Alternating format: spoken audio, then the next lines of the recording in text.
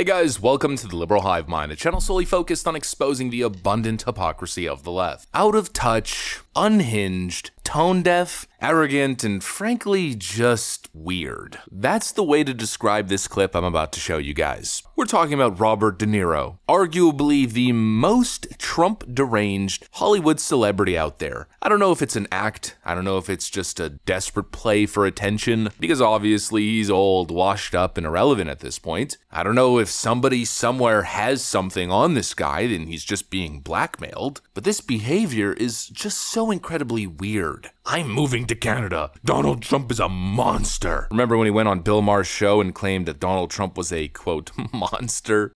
The guy is a total monster. And anybody, I don't understand it. I guess they get behind that kind of logic. They want to with people, screw them, because they're unhappy about something. He's such a mean, nasty, hateful person. Well, I'm sure you thought that was bad, that was cringe, that was unhinged. But honestly, those statements pale in comparison to what he said most recently during his visit to MSNBC on the 11th hour. I mean, this guy is so incredibly unbelievable. Just literally unbelievable. Stunning and brave Robert De Niro once again takes a political stand in this pathetic media tour, but instead of getting the hero's praise that he was expected, instead, he gets clowned on by the entire internet, and even Elon Musk joined on the dog pile. Let's take a look at what happened, but most importantly, what was said, and then of course let's have a conversation about it. We got some stuff to get into, so let's roll the tape. Alright folks, so let's first start off with this clip right over here. Here's a 2-minute snippet from Robert De Niro's visit to MSNBC. You have no upside in having this conversation, in speaking out against Donald Trump. You are making yourself a target.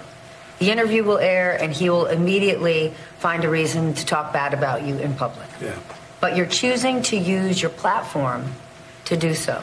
What do you say to other celebrities who don't want to alienate part of their fan base, don't want to step in harm's way, but they have similar megaphones that you do?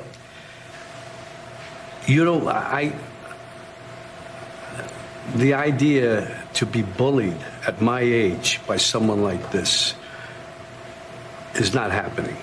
I'm pretty sure you were never bullied. No, there was a kid sometime this, that, but the point is not, and for the country, no. And I think other people are going to have to stand up and just, because it's either that or you're going to find yourself in a situation that's so terrifying. We always hear about people from Eastern Europe, the Jews from other parts of Eastern Europe, from Western Europe, coming over. Look what happened in France. And with the Nazis and so on, and they come over, and you hear these, and when I was a kid, they'd say, "You don't really appreciate this country. You don't really appreciate what we know from experience." Imagine what those people went through. I'm just starting to see it. You know, as a kid, I said Hitler, it's a nightmare that never would happen, but now I see that it's possible.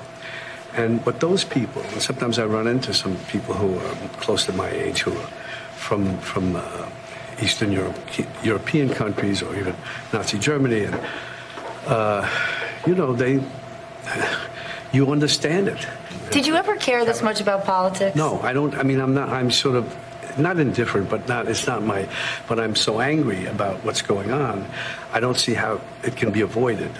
So now you'll probably see what I mean when I said so stunning and brave. Wow, what a brave man. What a courageous fighter against tyranny, standing up against the evil orange man, who apparently is not only a monster, but is now Mussolini and Hitler. You know, I've said that stuff as a joke, the second coming of Mussolini Jr. Obviously, I'm sarcastic when I say that, generally to poke fun at these unhinged leftoids, but again, parody becomes reality in the modern day. This is what these people are actually saying. What an absolute nutcase. But we'll get more into the small mustache man from the 1940s Germany later. I want to talk about the whole stunning and brave element first. Robert De Niro, she suggested that it's so difficult to come out publicly against Donald Trump. I can't even say that with a straight face. Apparently, it takes a lot of courage as a Hollywood actor to come out and publicly trash Donald Trump. Yeah, I'm pretty sure that's the most insane thing I've ever heard. That's probably more insane than Robert De Niro suggesting that Donald Trump is the second coming of, you know, fascist leaders from the 1940s. I'm pretty sure it's the least controversial thing that you can do in Hollywood. It's probably the best thing that you could do to avoid being a brand risk. It's the most cliche, expected, and of course in Hollywood, most accepted stance. For Pete's sakes, when Robert De Niro started this whole Trump deranged or anti-Trump shtick, was he met with calls for cancellation, lose opportunities at jobs? Was his personal life and career life destroyed and stripped away from him? Was he exiled from popular Hollywood culture and society? No, he was put on the frickin' stage at one of their ritzy award shows to deliver this eloquent speech. I'm gonna say one thing, Trump. Yeah, not exactly what this MSNBC hack interviewing him was suggesting, now is it? Quite the opposite. There's nothing courageous about coming out publicly as a Hollywood actor and trashing Trump. Like I said earlier, unhinged, out of touch, tone deaf, cringe, and weird. Weird. That's the only way to describe this absolute nonsense, and so no wonder Mr. Robert De Niro here is getting clowned by the internet. The leading report writes, Elon Musk comes to the defense of former President Donald Trump after Hollywood actor Robert De Niro compared Trump to infamous dictators like Hitler in MSNBC interview. Elon Musk responded, well, Trump was actually already president for 4 years and his policies bore no resemblance to those of Hitler, so this makes no sense. In fact, with the Abraham Accords, he made some progress towards peace in the Middle East, which was definitely not high on Hitler's agenda. The perfect dismissive, sarcastic response, which I think clearly outlines the kind of dynamic that we're currently in terms of right versus left rhetoric. You know, the left is still doubling down on all this democracy nonsense. That Donald Trump is going to get us into a nuclear war. We already had 4 years of Donald Trump. The exact opposite happened. His administration signed 4 or 5 peace deals in the Middle East and made historic diplomatic achievements in places like North Korea and others. Not to mention, Iran was pretty calm during the 4 years of Trump, now weren't they? That talking point doesn't work. Donald Trump's gonna do this, he's gonna do that, he's gonna jail journalists. He's gonna put y'all back in chains. He's gonna do this, that, and the other to X, Y, and Z minority group. No, he's not. We already had 4 years of Donald Trump. None of that happened. In fact, quite the opposite. We saw unprecedented wealth growth and unemployment for Black and Hispanic voters. Ooh, so scary. And then, of course, the whole democracy element. Hillary Clinton recently went on an unhinged rant. Let's talk to people who have a real understanding of how dictatorships evolve. Let's look at the people that he admires and what they've already done.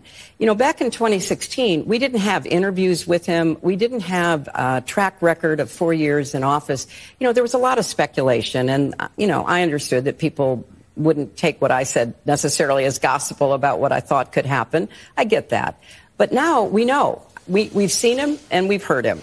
And so we need to do a better job of making it absolutely clear that someone who says these things, you know, maybe he wouldn't jail all of his political opponents. One is one too many.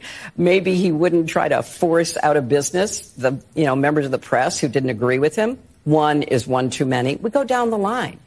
And maybe this would be our last election, because someone who will not accept the validity of an election is someone who doesn't believe in elections. He believes in his own power, his own right to power, and his demand that he be installed regardless of whether he gets the votes or not. Yada, yada, yada, blah, blah, frickin' blah. We heard it a million times before, but again, not gonna work. Nobody's getting convinced by this nonsense because, as Elon Musk stated, we already had 4 years of President Trump, and his policies bore no resemblance to those of Hitler, or no resemblance to the sort of image that these leftoids continue to present. They have nothing. This whole Trump deranged nonsense, fear and scaremongering doesn't hold any weight anymore. Donald Trump is an existential threat to the world as we know it. For Pete's sakes, how many times was the guy nominated for Nobel Peace Prizes? But he's an existential threat? He's certainly not an existential threat to my bank account, I'll tell you that much. And that's probably what most people are thinking. These talking points are old, played out, and as Elon Musk mentioned, they bear no resemblance to, well, reality, the reality that we live in, and so they're not convincing anyone. This nonsense doesn't work anymore, nobody's buying it, nobody cares, and you're not a courageous actor that